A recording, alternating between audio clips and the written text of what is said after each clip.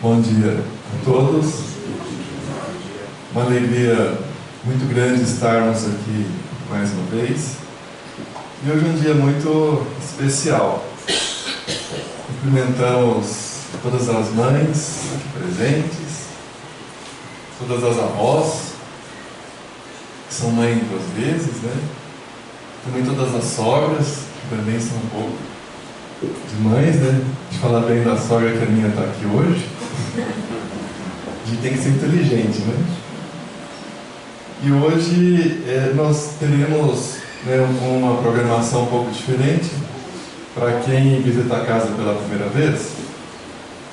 Hoje nós faremos uma apresentação um pouco mais curta, porque teremos a apresentação das crianças que vêm cantar as músicas, né, em homenagem às mães, certo? Então hoje quem nos visita pela primeira vez, fiquei já avisado, né, vai ser um pouco diferente a programação, mas tenho certeza que todos gostarão muito. E a vibração superior das crianças cantando é algo que nos conecta diretamente com a bondade do Pai, com a espiritualidade superior. E hoje, nesse dia especial, nós vamos falar sobre mães, mas num contexto não restrito à maternidade, mas ao sentimento de amor que é mais facilmente encontrado nas mães. Então, é um contexto bastante conhecido, comentado, que aqui na Terra, entre nós encarnados, o amor que mais se aproxima do amor verdadeiro é o amor de mãe. Por que isso é comentado, né, que todos já ouviram? Porque a mãe, né, que exerce, né, essa proposta, seja mãe biológica, ou seja uma mãe no compromisso, ela trabalha muito em si a superação dos dois que são os maiores desafios ao progresso da humanidade. Então, como está lá no Evangelho segundo o Espiritismo, os dois maiores desafios ao progresso da humanidade são o orgulho e o egoísmo. E quem exerce a maternidade tem que aprender a superação desses dois sentimentos quase que na marra. Uma vez a minha sogra falou assim para mim: Marcelo, você sabe o que é ser mãe? Você tem uma filhinha, você cria ela com todo carinho, você dá o leite, você dá suas noites de sono, você dá o seu tempo, você dá tudo. Aí quando fica uma moça, vem um, pega e leva embora. E ela falou assim: e a gente tem que achar bom. A gente tem que achar bom, que está seguindo a vida. Então é uma superação muito grande daquele egoísmo, daquele apego. Porque a mãe sabe que se o filho ou a filha está bem, a mãe fica bem também. E o sentimento da maternidade também envolve muito a superação do orgulho. Porque em prol do bem-estar dos filhos, uma mãe faz o que for preciso para que o filho fique bem. Então, nesse contexto, para nós aqui encarnados, e para nós, né, que estamos como homens nessa encarnação, existe uma contextualização que nós devemos nos aproximar desse sentimento de amor da maternidade, porque representa a superação do orgulho e do egoísmo. Então hoje, como Jesus ensinava por histórias, contava as suas parábolas, eu hoje separei aqui algumas histórias que ilustram a grandeza desse sentimento do amor da maternidade. Então a primeira que eu vou comentar, eu até já citei aqui um tempo atrás, está no livro Libertação, do André Luiz. Esse livro trata de uma história assim, muito interessante. Quem não leu, vale a pena ler, porque é uma jovem mulher, de uma Margarida, que está passando por um processo obsessivo assim, muito difícil. E esse processo obsessivo, né, uma perturbação espiritual, com vários espíritos ali que ocupavam a casa dela, num processo que estava minando a saúde dela, tolhendo, né, a iniciativa de ter uma vida relativamente estável, porque ela já vivia praticamente só acamada. E esse processo todo era comandado por um espírito que era uma liderança nas trevas, de nome Gregório. E então o enredo começa, né, num dado momento em que o André Luiz, que é o narrador, né, dessa história toda, ele vai em companhia do instrutor, um espírito mais elevado, que é o Rúbio. Ele vai se informar daquela situação para prestar assistência devida a Margarida. E fazendo um parênteses muito interessante, né? Para prestar auxílio a Margarida, na verdade, houve auxílio a dezenas de outros indivíduos encarnados e desencarnados vinculados àquela situação, ou até que não estavam vinculados, mas foram beneficiados pelo processo de restauração do equilíbrio que foi instalado ali. Me marcou muito, porque um dos obsessores, né, dos mais arraigados, que estavam mais comprometidos em perturbar a saúde mental e física da Margarida, foi o primeiro que o Rúbio prestou assistência. O André Luiz, num sentimento muito humano, né? Ele querendo afastar aqueles obsessores todos, e o Rúbio foi se formando, foi se estruturando, e aí ele identificou aquele que era o mais tenaz, né? Que era o mais agressivo nos propósitos, e descobriu os seus pesares, os seus sofrimentos. Porque quem está inclinado ao ódio, na verdade, está sofrendo muito. Porque o ódio é o amor que enlouqueceu. E aí o Rúbio, a primeira assistência que ele presta não é para Margarida, é para esse obsessor, que era o mais cruel deles. Com este gesto, ele conquistou então a atenção e a devoção daquele espírito que deixou de ser um perturbador e passou a auxiliar naquele processo que era muito grave. Mas num dado momento, quando o Gregório, que era o espírito líder, se dá conta da interferência dos bons espíritos naquele processo, ele fica revoltadíssimo. E ele então quer partir para uma desforra. E ele então manda um recado, né, para Rúbio e os demais.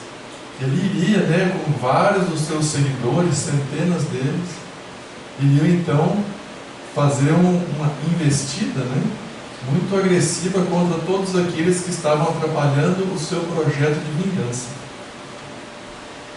E aí eu vou dar um spoiler, né, vou contar uma parte do fim do livro, mas eu garanto que vale a pena ler mesmo sabendo dessa parte. Então, numa dada região do mundo espiritual, próximo, né, de um campo, o Rúbio, que era o coordenador daquele trabalho de assistência, ele está em prece. Convida o André Luiz e os demais trabalhadores do bem do mundo espiritual para que também permaneçam em prece, e num dado momento eles ouvem um som ensurdecedor, uma balbúrdia enorme, uma gritaria, sons assim grosseiros, e aí vem chegando uma turba de espíritos bastante perturbados, liderados por Gregório. E aí ele chega, identifica que Rúbio era o líder daquela proposta e começa a desafiar Rúbio, chamando ele para um combate corpo a corpo. de maneira figurada, né, no mundo espiritual, mas ele chega ameaçador. E todos aqueles outros espíritos desequilibrados também, e Gubbio simplesmente se mantinha em oração. E aí, na leitura, né, é um momento assim, eletrizante, porque a gente fica assim, naquela expectativa de ver o que vai acontecer. O André Luiz fala que não conseguia mais se concentrar muito em oração nenhuma, mas ele percebia que Gubbio estava assim, muito pálido. E aí, num dado momento, quando o André Luiz já estava imaginando que aqueles espíritos iam partir para a agressão física, surge uma luz muito tênue a princípio, e depois vai espalhando cada vez mais forte, e aí se corporifica, né, no plano espiritual, no corpo, no perispírito, se corporifica numa figura de uma mulher, mas com o rosto velado, né? Como aqueles chapéus antigamente que tinha um ligeiro véu sobre os olhos. E aí, com uma voz angelical, a mulher começa a falar com Gubbio assim: mas por que tanto ódio? Por que tanta desforra? E ele, enraivecido, dizendo: eu não vim aqui para conversar, eu vim aqui para guerrear. E vai continuando aquele diálogo, e ele diz assim: não quero saber de um argumento, vamos às armas. E ele vai se encaminhando para aquela figura feminina, e aí ela diz assim: muito bem, vamos às armas. A única arma que eu tenho é o amor que eu sempre te consagrei, meu filho. Aí ela descobre o rosto. Quando o Gregório vê a mãe, ele vai ao solo chorando, desfalece. A mãe recolhe ele, Matilde, a mãe recolhe ele e vai aos planos espirituais, levando aquele fardo precioso, que era o filho que ela tanto esperava pelo reencontro, porque ele havia ficado séculos liderando equipes perturbadas nas trevas. Então é uma significação deste amor que a gente identifica nas mães. E é um amor tão forte que bastou uma palavra, um olhar, que aquele filho rebelde, no mesmo instante, perdeu toda aquela raiva, aquela cólera, e se rendeu desfalecente aos braços de sua mãe. Outro exemplo que ilustra bem a renúncia que envolve a maternidade está no primeiro livro dessa série do André Luiz, que é o Nosso Lar. Então, o Nosso Lar, depois de um tempo, no seu primeiro dia de trabalho, né, na colônia espiritual Nosso Lar, ele recebe, então, pelo seu propósito de trabalhar, ele recebe então uma alegria, um presente, que é uma visita de sua mãe. A mãe André Luiz vivia nas altas esferas, porque Nosso Lar é considerado uma colônia espiritual intermediária, bem próxima aqui da Terra. Mas a mãe de André Luiz vivia nas altas esferas, tanto que ela dizia que ela não podia se dedicar mais vezes ao filho, porque ela tinha muitas outras atribuições. E André Luiz fica muito contente quando vê a mãe, conversa com ela. E aí pergunta: mãe, onde está o papai? Aí ela fica um pouco entristecida e fala assim: ah, meu filho, seu pai, aí ele está nas zonas perturbadas do umbral. Mas como o papai era um homem tão bom, tão correto, a dizer, na aparência, realmente, seu pai era muito correto. Mas apesar, né, de ter uma vida social muito equilibrada, muito coerente nas nossas vistas, o seu pai, infelizmente, alimentou esperanças em outras duas mulheres que foram amantes dele.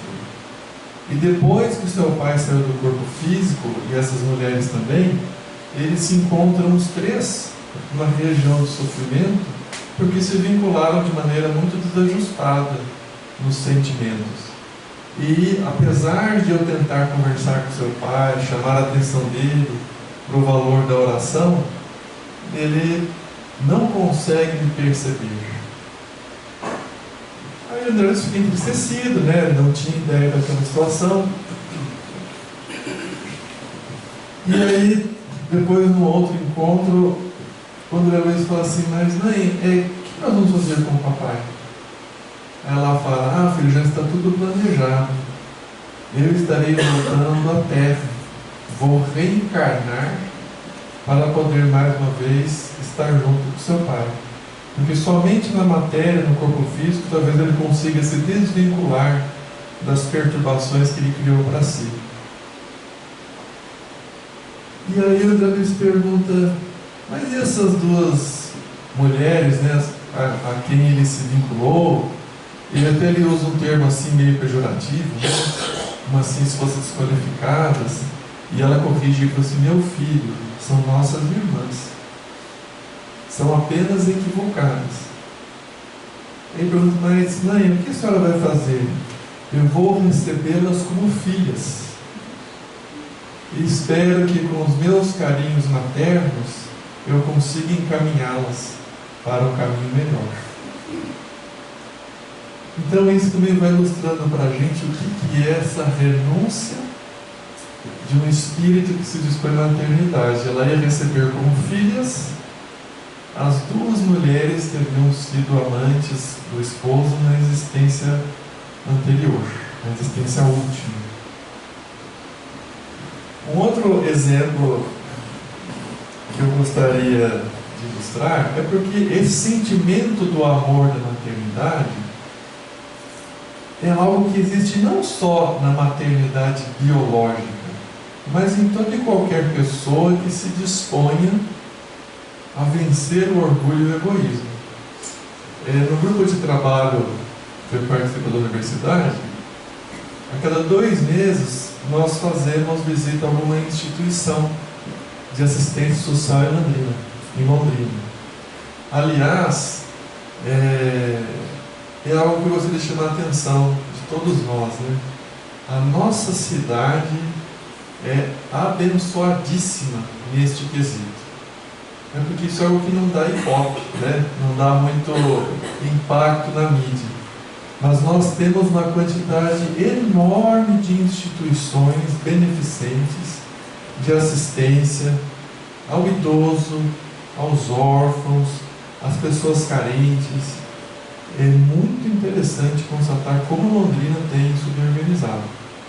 E nessa última oportunidade nós fomos conhecer o ILES, que é o Instituto Londrinense de Ensino a Crianças Excepcionais, que é uma situação de bastante desafios, né? Não que seja regra, mas muitas vezes reencarnam em corpos limitados espíritos que têm sérios compromissos, né, com a encarnação. Muitos fizeram mau uso da inteligência, outros do livre-arbítrio. Não é regra. Também temos espíritos luminosos que reencarnam em corpos limitados. Tem uma passagem do Chico Xavier que me comoveu muito. O Chico, a vida toda, visitou um deficiente mental que mal conseguia pronunciar algumas palavras. E o Chico chegava lá e sempre falava para ele do Evangelho. E ele gostava muito quando eu vi o Chico, porque sabia que era sobre Jesus. Então ele falava assim, Jesus, porque ele não conseguia falar Jesus corretamente. E aí,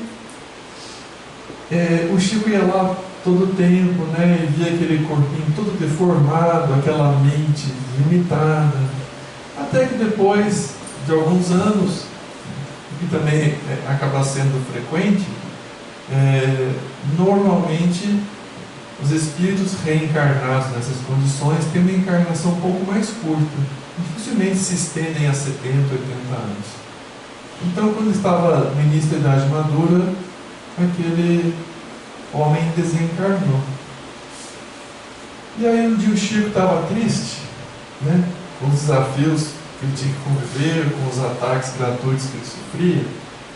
Nisso chega um espírito luminoso perto dele e fala assim: Chico, você tem que ser forte, você tem que ter alegria. E passou um sentimento tão gratificante, né, de tanta motivação, que o Chico falou assim: nossa, muito obrigado, hoje você conseguiu me alegrar, mas eu acho que eu não te conheço. E ele falou assim: conhece? É que eu estou um pouco diferente. Aí o Chico perguntou: quem é você? Ele falou: ao invés de falar meu nome, eu vou dizer uma palavra: Jesus. E aí o Chico se deu conta que aquele espírito luminoso era alguém que estava numa proposta de superação, né, de iluminação num corpo limitado. Mas muitas vezes também sabemos que espíritos com grandes débitos reencarnam, né, em corpos restritos.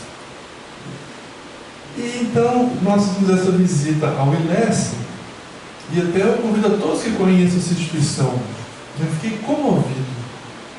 Organizadíssima, bonita, bem estruturada, realmente algo assim que nos faz perceber como tem pessoas boas no mundo. E pessoas com provas dificílimas, né? Como por exemplo nós vimos lá duas irmãs gêmeas, as duas com deficiência mental grave. Então assim, para essa mãe é um desafio muito grande. E outra coisa que é interessante, depois nós conversamos com a coordenadora, que nos recebeu muito bem, e ela falou: é interessante notar, né, a proximidade das mães, que as mães são muito presentes aqui, os pais nem sempre.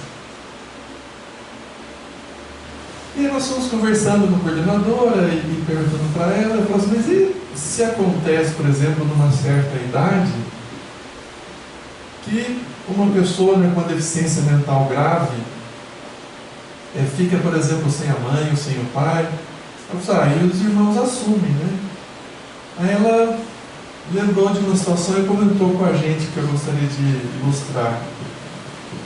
Ela disse assim: nós temos um caso aqui em Londrina, na instituição, eles têm uma instituição que é mais focada aos adultos, que fica no Jardim Cafezal. Porque essas crianças, elas não se formam, elas não concluem o ensino médio.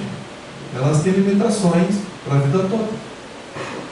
E aí a coordenadora falou assim: tem um caso interessante no Cafezal. A mãe faleceu da criança, né? Já era um adulto. Excepcional, a mãe faleceu, o pai faleceu também. E tem um irmão que está preso. E não tinha mais ninguém na família. Aí nós perguntamos: e como que ficou esse indivíduo? Uma vizinha, que era muito próxima da família, se apresentou perante a justiça, formalmente disse: eu vou adotá-lo. Quando ela falou a história, eu me comovi, porque é preciso ter um sentimento de maternidade ou de amor verdadeiro muito grande para você adotar um adulto totalmente limitado. Totalmente. E uma pessoa relativamente carente, né? Porque se fosse uma pessoa com uma grande facilidade financeira, tudo se resolve mais fácil. Mas eu fiquei pensando como tem pessoas valiosas no mundo. Essa vizinha certamente alcançou esse patamar da maternidade, que é um amor verdadeiro. Porque é preciso muito amor pelo semelhante, que não é consanguíneo seu, com uma série de restrições, para que você consiga ter uma atitude dessa. E eu gostaria de contar mais uma história. Hoje vai ser um pouco mais curto, para que as crianças se apresentem com calma, né? Mas essa história me comoveu muito e ilustra também esse sentimento da maternidade. Um tempo atrás, uma mãe de Fortaleza, no Ceará, perdeu seu único filho de 21 anos pelo suicídio. E ela ficou desesperada, porque é uma situação extremamente difícil. E aí ela se interessou pelo Espiritismo, né? Ela foi compreendendo que a morte do corpo não é o fim de tudo, mas ela compreendeu que quem retorna à pátria espiritual pelas portas do suicídio, de fato tem um desafio muito grande, um momento de perturbação. Mas aí ela pôs uma meta e falou: eu vou visitar o Chico Xavier. E as pessoas diziam: mas olha, o seu filho não vai ter condições de ditar uma carta para você. E ela falou: eu sei disso, mas eu vou lá visitar o Chico. Eu acredito que vai me ajudar a superar essa dor, um filho único. E ela se organizou por 2 anos, a questão de ver uma data, de ver a viagem, e ela sabia que tinha uma fila e que o Chico estava atendendo para este trabalho de psicografia 30 pessoas por vez. Então ela chegou nas primeiras horas da madrugada e foi a primeira pessoa da fila, esperando a senha. E ela ficou lá e pegou a senha número 1, porque ela chegou lá pouco depois da meia-noite, tinha ido só para aquilo, ficou 2 anos se planejando para ir. E foi quando o dia começou a amanhecer, quando estava já próximo do horário do Chico conversar com as pessoas, e depois teria o atendimento à noite, né, pela psicografia. Chega uma mulher num carro de luxo, com o motorista. A mulher salta desesperada aos prantos e começa a falar com as pessoas ali na fila que precisava muito falar com o Chico Xavier, porque os 2 filhos dela tinham morrido num acidente de carro. E ela assim, transtornada. Nisso, essa mãe do Ceará ficou olhando para aquela outra mãe no desespero que ela havia estado 2 anos antes.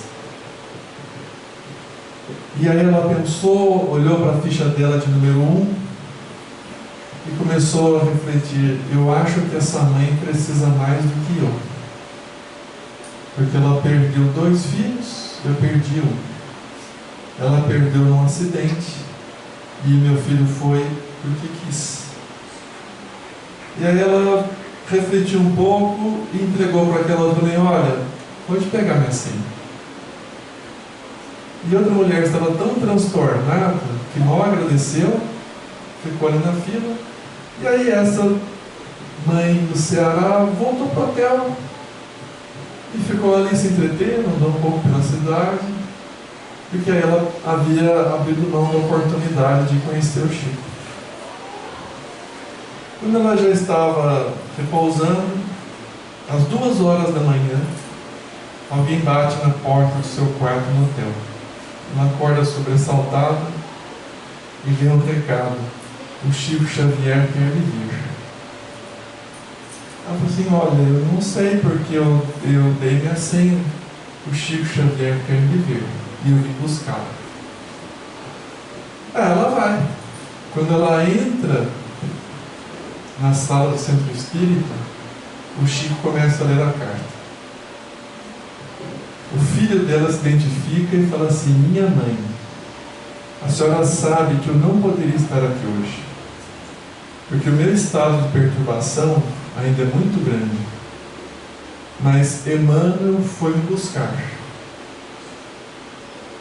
Ele disse que o seu gesto de doar a senha para aquela mãe mais desesperada foi a credencial necessária para que ele fosse me buscar e me auxiliasse nessa carta que eu estou escrevendo. Porque o amor por aquela outra mãe superou a sua própria angústia e você transpôs a sua aflição pensando numa aflição maior. E hoje, mãe, eu já acredito que vou sair do sofrimento porque Emmanuel foi me buscar e eu já consigo perceber que existe algo melhor de onde eu estou hoje.